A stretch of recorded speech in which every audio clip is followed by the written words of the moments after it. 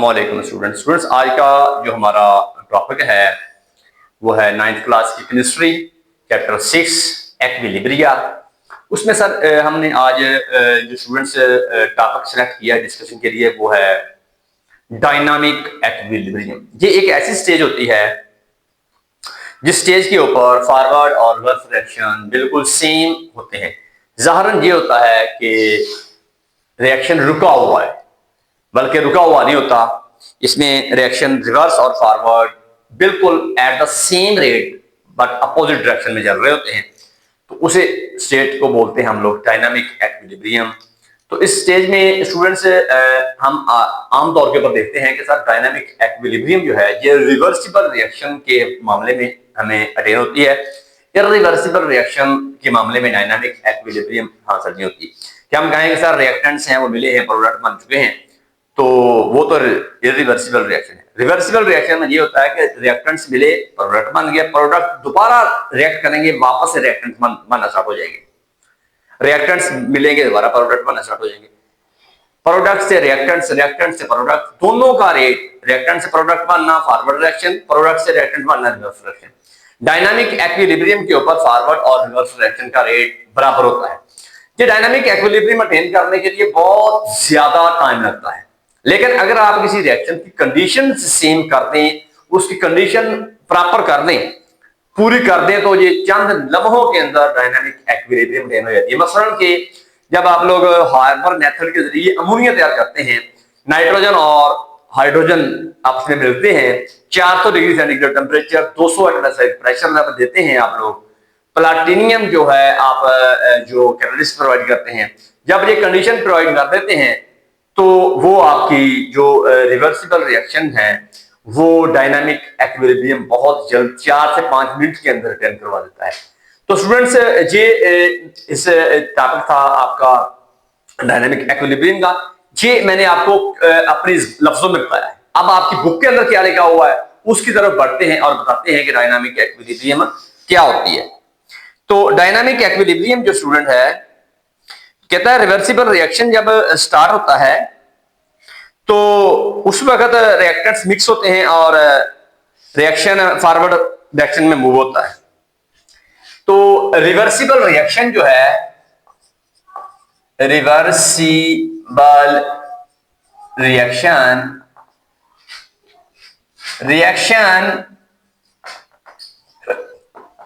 in which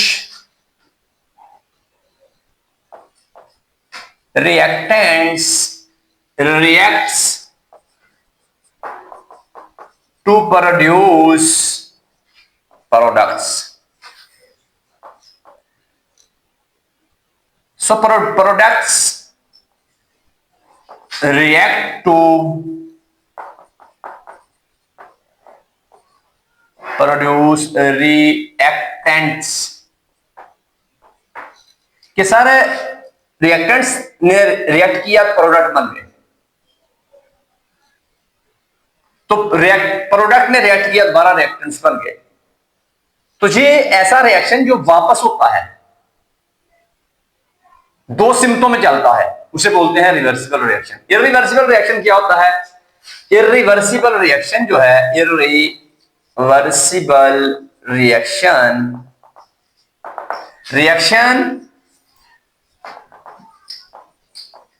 which carry out in one direction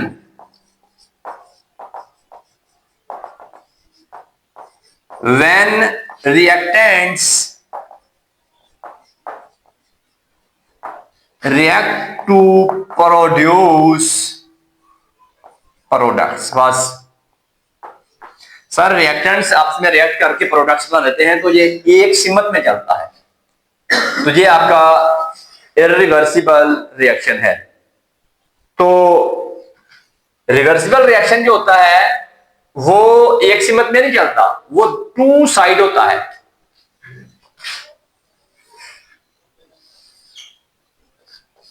ये two sides होता है, ये वन डायरेक्शनल होता है। तो आगे क्या है जी,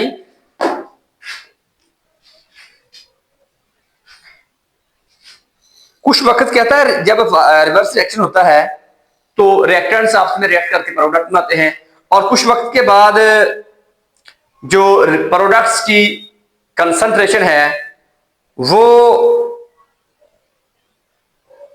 बन जाती है, रिएक्टेंट से प्रोडक्ट बन गया, लेकिन प्रोडक्ट जो है दोबारा रिएक्टेंट्स में कन्वर्ट होना स्टार्ट कर देते हैं वापस। उसकी मिसाल देंगे आगे जाके, तो मिसाल में आपको मजीद वाज़ेह हो जाएगा। रिएक्शन जो दोनों सिमतों में चले, वो मेरे वाली बात जो मैंने कहा है, रिवर्सिबल रिएक्शन जो दोनों सिमतों में चल रहा होता है, हत्ता कि फॉरवर्ड और रिवर्स रिएक्शन का रेट बराबर हो जाता है, तो reaction which flow in both direction, forward reaction become equal to reverse reaction। कि सारे रिवर्सिबल रिएक्शन के केस में जितना फॉरवर्ड रिएक्शन होता है उतना ही रिवर्स रिएक्शन बिल्कुल एक बराबर हो जाता है, कि रिएक्टेंट मॉलिक्यूल जो है ना वो रिएक्ट करके डिसअपीयर हो जाते हैं और प्रोडक्ट बना देते हैं। तो फॉरवर्ड रिएक्शन जो है वो तेज हो जाता है स्टार्ट के अंदर, और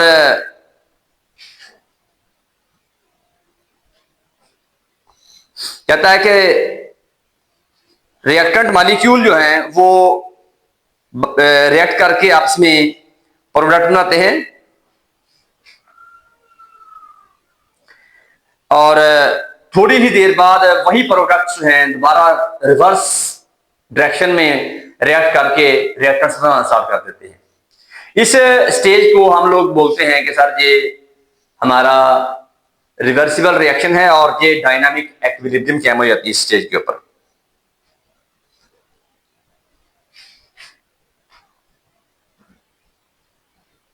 केमिकल इक्विलिब्रियम, इस स्टेज को हम लोगों ने बोलना है केमिकल इक्विलिब्रियम।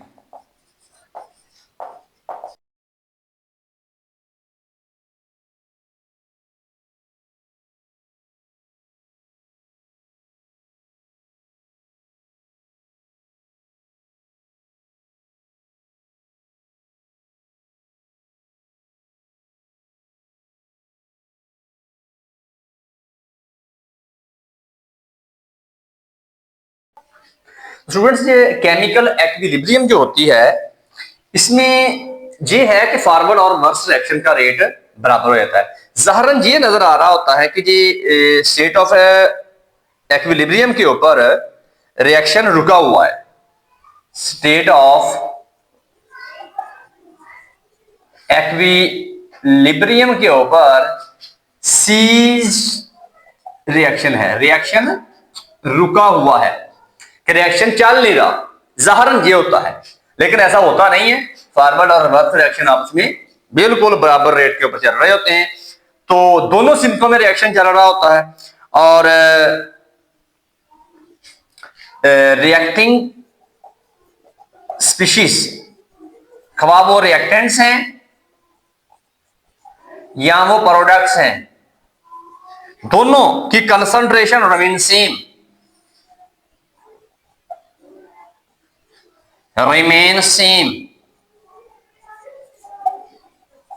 दोनों की कंसंट्रेशन जो है फॉरवर्ड रिएक्शन और रिवर्स रिएक्शन के मामले में डायनामिक इक्विलिब्रियम के स्टेट के ऊपर, तो दोनों का कंसंट्रेशन सेम होती है। डायनामिक इक्विलिब्रियम की स्टेट होती है ये वाली, तो डायनामिक इक्विलिब्रियम के अंदर ये रिएक्शन बिल्कुल बराबर फॉरवर्ड और रिवर्स चल रहा होता है।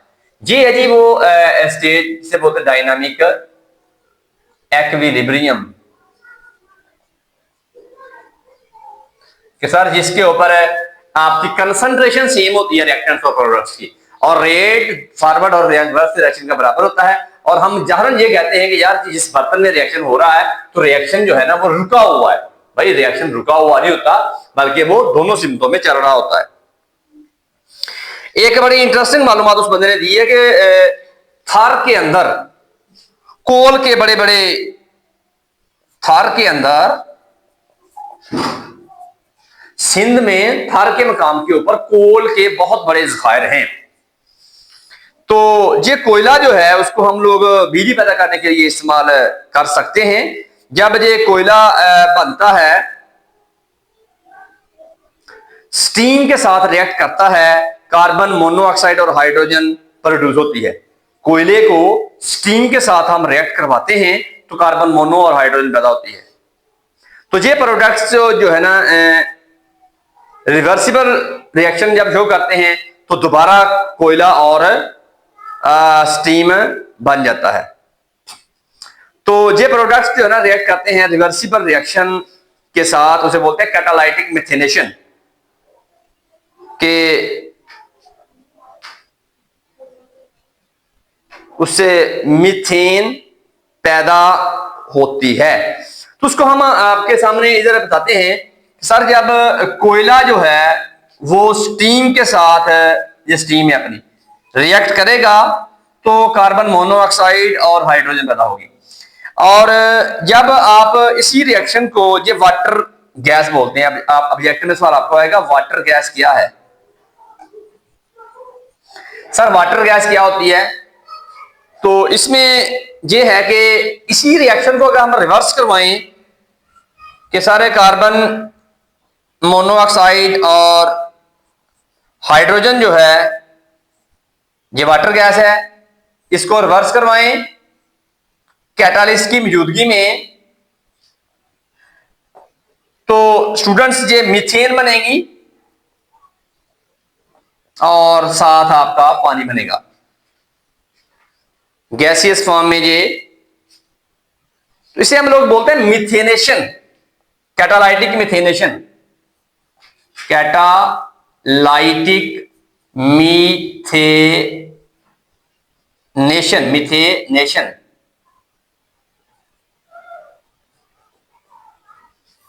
ऑब्जेक्टिव का सवाल ये आपने जहन में रखना है, थर के अंदर कोयले के बहुत बड़े ज़खायर हैं और वो ज़खायर को, कोयले को हम लोग इस्तेमाल कर सकते हैं बिजली पैदा करने के लिए।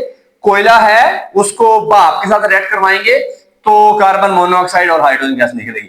इसे हम लोग कहते हैं वाटर गैस। इस रिएक्शन को अगर हम लोग रिवर्स करवाएं, ये देखें, इस रिएक्शन को कैटालाइटिक तौर के ऊपर फॉरवर्ड करवाएंगे तो मीथेन बन जाएगी और रिवर्स करवाएंगे तो पीछे ये बन जाएगी।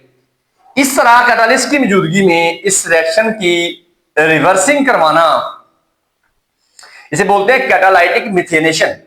कि सर इस रिएक्शन को फॉरवर्ड करवाएंगे तो मीथेन बन जाएगा और उसको रिवर्स करवाएंगे फिर ये बन जाएगा। तो ये कैटालाइटिक मिथेनेशन है। सवाल आपको पेपर में आएगा कि सर कैटालाइटिक मिथेनेशन क्या होता है, तो फिर आपने ये पूरा रिएक्शन लिखना है। आगे है हमारे पास, उस बंदे ने मिसाल दी हुई है कि सर ये जो रिएक्शन आप लोग करवाते हैं डायनामिक इक्विलिब्रियम स्टेट के ऊपर, वो टाइम लेता है कि डायनामिक इक्विलिब्रियम स्टेट जो है कि वो अटेन करने के लिए, स्टेट ऑफ इक्विलिब्रियम जो है वो अटेन करने के लिए टाइम दरकार होता है। तो टाइम और reaction will take to attain the state of dynamic equilibrium depend upon nature of reaction and condition at which the given reversible reaction is performed. Sir nature of reaction,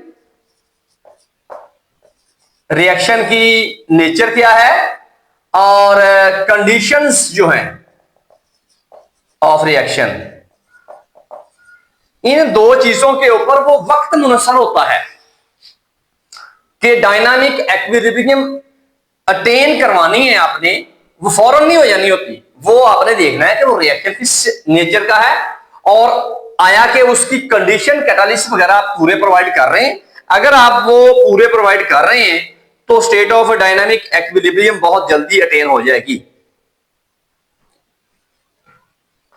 तो अगर आप वो catalyst वगैरह provide नहीं कर रहे तो वो रिवर्सिबल रिएक्शन जो है वो डायनामिक इक्विलिब्रियम अटेन नहीं करेगा। उसकी एक मिसाल उस बंदे ने हमें ये दी हुई है कि कहता है कि एक डायनामिक इक्विलिब्रियम जो है ना, रेट ऑफ फॉरवर्ड रिएक्शन और वो रेट ऑफ रिवर्स रिएक्शन बराबर हो जाता है डायनामिक इक्विलिब्रियम स्टेट के ऊपर। ये बात मैंने पहले आपसे की है। तो ये इतना जल्दी नहीं होता, बहुत स्लो होता है। डायनामिक इक्विलिब्रियम बहुत स्लो रिएक्शन है, बहुत स्लोली हो रहा होता है। वो इसलिए स्लोली हो रहा होता है कि आप उसकी कंडीशन प्रोवाइड नहीं पूरी कर रहे कि वो रिएक्शन की नेचर किस तरह की है या वो कंडीशंस कौन सी है। तो उसके लिए वो बंदे ने एक हमें मिसाल दी हुई है कि इसको कई साल लग सकते हैं, ईयर्स भी लग सकते हैं। डायनामिक इक्विलिब्रियम को, state of equilibrium, dynamic equilibrium को अटेन करने के लिए सालों साल लग सकते हैं। तो ये बहुत स्लो होता है कि फॉर्मेशन ऑफ डिकम्पोजिशन अमोनिया की जो है वो बहुत तेज होती है। सर उसकी मिसाल उस बंदे ने हमें कुछ इस तरह करके दी हुई है कि अगर आप अमोनिया की तैयारी की बात करें तो उसमें ये देखिएगा कि नाइट्रोजन को हाइड्रोजन के साथ आपने रिएक्ट करवाया है और ये देखिए आपने अमोनिया का जो मॉलिक्यूल अटेन कर लिया है।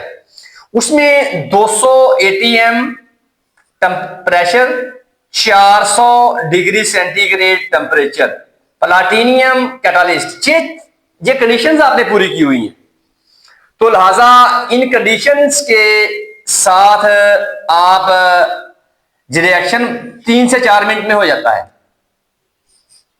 तो अगर आप ये कंडीशन पूरी कर देते हैं तो ये रिएक्शन बहुत स्पीडली होता है। अगर ये कंडीशंस पूरी नहीं करते तो आपका ये रिएक्शन जो है ये बहुत स्लोली होता है।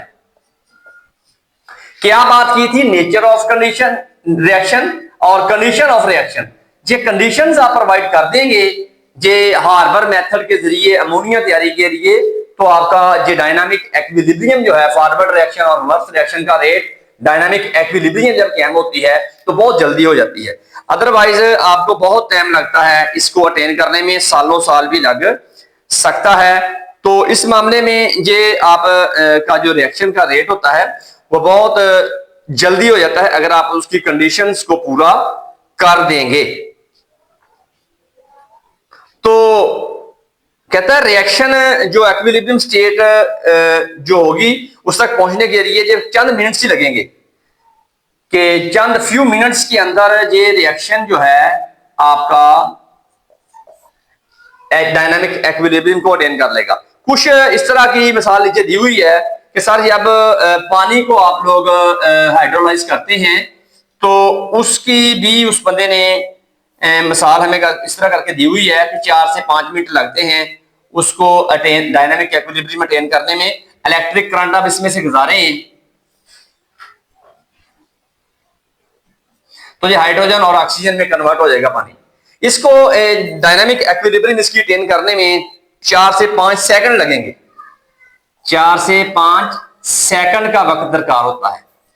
अब आपको बताना मकसूद ये था कि सर डायनामिक इक्विलिब्रियम जो है वो डिपेंड करती है नेचर ऑफ रिएक्शन के ऊपर, कंडीशन ऑफ रिएक्शन के ऊपर, कि आपका वो कंडीशन क्या प्रोवाइड आप कर रहे हैं। जिस तरह अमोनिया की तैयारी हार्बर मेथड के जरिए है, वो आप नाइट्रोजन और हाइड्रोजन के मिलाते हैं, टेम्परेचर 400 डिग्री सेंटीग्रेड देते हैं, एटमॉस्फेरिक प्रेशर जो कंडीशन दे रहे हैं वो 200 एटमॉस्फेरिक प्रेशर है।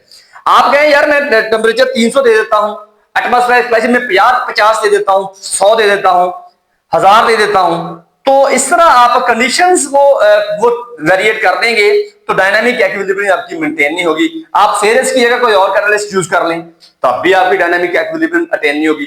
डायनामिक इक्विलिब्रियम के अटेन होने के लिए जरूरी है कि आपको कंडीशन सारी प्रोवाइड करें रिएक्शन की।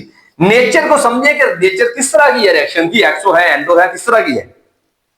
तो ये आपको बताना मकसूद था स्टूडेंट्स की डायनामिक इक्विलिब्रियम जो एक स्टेट होती है उसके ऊपर रिएक्शन का, फॉरवर्ड रिएक्शन का रेट और रिवर्स रिएक्शन का जो रेट होता है वो बिल्कुल बराबर होता है।